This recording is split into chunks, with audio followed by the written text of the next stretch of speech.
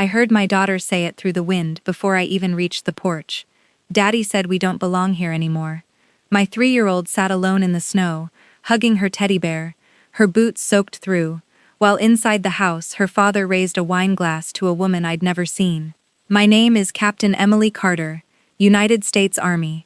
I'd just driven 4 hours home from Fort Carson to surprise my husband for Christmas. Instead, I found my daughter abandoned on our own porch while Jason decorated our tree with his mistress. I didn't knock. I didn't scream. I picked up my daughter, picked up her backpack, and drove away. Neither of them noticed we were gone. That was the last mistake Jason ever got to make without consequences. 3 days earlier, I'd imagined this homecoming 100 different ways. Jason's crooked smile at the door, Lily squealing about hot chocolate. I'd even stopped to buy her the stuffed golden retriever she'd wanted before I deployed. Instead, I found her sitting in the snow without her coat, because his friend needed her room. Children tell the truth in the simplest words. I wrapped my jacket around her and made her one promise as I drove: she would never again wonder whether she belonged. I didn't go to my parents. I found a 24-hour diner off the interstate, and later a small roadside motel. Lily fell asleep asking if Santa would know where to find her. I told her he always finds kind hearts. She asked if her daddy was mad at us. I told her no. She asked why he said we didn't belong, and I had no answer that wouldn't leave a scar, so I just held her. Looking back, the signs had been there for years. I just hadn't let myself see them. Jason quit his construction job, then a landscaping business failed, then an online venture failed too. My paycheck covered everything: mortgage, insurance, daycare, while resentment quietly moved into our marriage. He joked that the Army cared more about me than my family did. His mother, Patricia, never missed a chance to say a real wife wouldn't choose a uniform over her husband. I smiled, refilled her coffee, and changed the subject every time. I told myself silence was patience. I was wrong. Silence was permission. That night my phone had 6 missed calls from Jason, and nothing from anyone asking if Lily was warm. I didn't call back. Instead, I searched for a number I'd hoped I'd never need: the Fort Carson Legal Assistance Office. It was closed for the holiday, but it would open, and I intended to be ready. Christmas morning, I gave Lily what magic I could in that motel room: a stuffed dog, a coloring book, powdered donuts. Then I checked my phone. 34 missed calls, none of them asking about our daughter. Every message was about Jason. Patricia texted that I had embarrassed her son. I nearly laughed. He'd thrown his wife and child into the snow, and somehow I was the problem. Monday, Fort Carson reopened, and I sat across from Captain Laura Mitchell, a military divorce attorney. She listened without interrupting, then said something that changed everything. "Before we talk about divorce, let's talk about protection. People lie," she said. "Paperwork doesn't." She had me list every account, every card, every policy. Then she asked who managed our finances while I was deployed. My husband. "How often did you check it?" I trusted him. "I hear that every week," she said gently. That afternoon I logged into our accounts for the first time in months. Luxury hotels, jewelry stores, vacation rentals, thousands of dollars, all spent while I was in the field.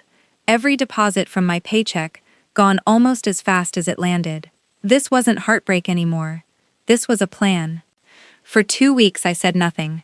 Not to Jason, not to Patricia, not to the neighbors already whispering over his Christmas photos with Melissa. Guilty people who don't hear pushback usually convince themselves they've won. Jason certainly did, texting daily that I should just sign the papers. He believed I was reacting emotionally. "That makes people careless," Captain Mitchell told me. She was right. 3 weeks later, his divorce petition arrived. He wanted the house, the furniture, a car, and spousal support, claiming he'd sacrificed his career for mine. I almost laughed. He'd quit every job himself, so we pulled the bank statements against his sworn financial affidavit, the one where he claimed almost no savings and almost no income. The dates lined up perfectly with hotel charges and jewelry receipts. And then Captain Mitchell stopped on one transaction. It wasn't the amount, it was the signature. Mine, except it wasn't. Someone had been forging it for months, opening credit lines and moving money without a word to me. "This isn't just a divorce anymore," she said quietly. I knew exactly what she meant. He had lied under oath, and now we could prove it. He still texted that I should have signed when I had the chance. He still believed he was in control. He had no idea the case he thought he was building against me had quietly become the case against himself. By the following December, my life looked nothing like it had a year before. The divorce was final, I had primary custody, and I'd used my share from the house sale to buy a modest 3-bedroom home outside Colorado Springs. Every bill was paid. Every room felt like ours.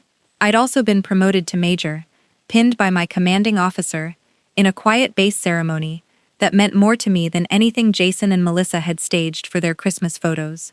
His year had gone the opposite way.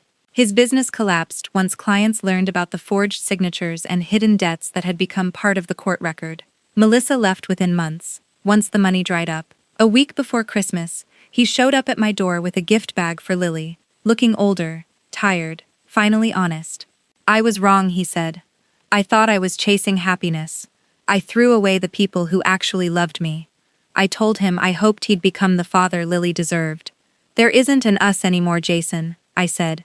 Not out of hatred, but because I'd learned the difference between forgiveness and going backward. Patricia called a few days later, her voice shaking.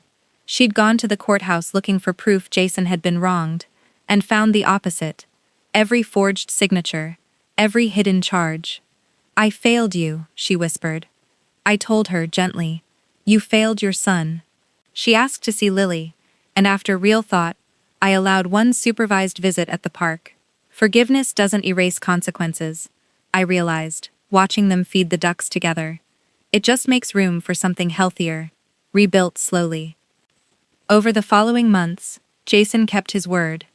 No pressure, no arguments, just small, careful Saturdays with Lily, who didn't let go of my hand until she trusted the day would go well. Eventually, she laughed more with him. She showed him her garden. She called us both the night she lost her first tooth. He started seeing a counselor, and one evening told me plainly, "I lost my marriage because I stopped respecting the woman who loved me." There were no excuses left in his voice, only accountability. 5 years passed. Lily turned 8, confident, curious, saluting every flag she passed, because, as she told anyone who'd listen, her mom served her country. Jason showed up to every school event now, not because a court ordered it, but because he chose to. People can change. Not everyone does. Some do, once they stop making excuses and start making amends. That Christmas, Lily asked if her father and grandmother could come to dinner. I said yes.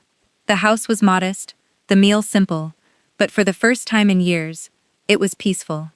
Jason spoke first, his voice unsteady. "I can't undo what I did, but I'll spend the rest of my life trying to be the father you deserve." Patricia added her own quiet apology. Lily just squeezed their hands and said, "You can start now." Later, placing the last ornament on the tree, Lily asked me if we were a happy family. I told her we were a family that learned how to heal. She liked that better. So did I. Because the greatest victory was never watching Jason lose everything. It was building a life where my daughter never again had to wonder if she belonged. If you were in my place, would you have confronted them that night on the porch? Or waited, like I did, until you had the proof?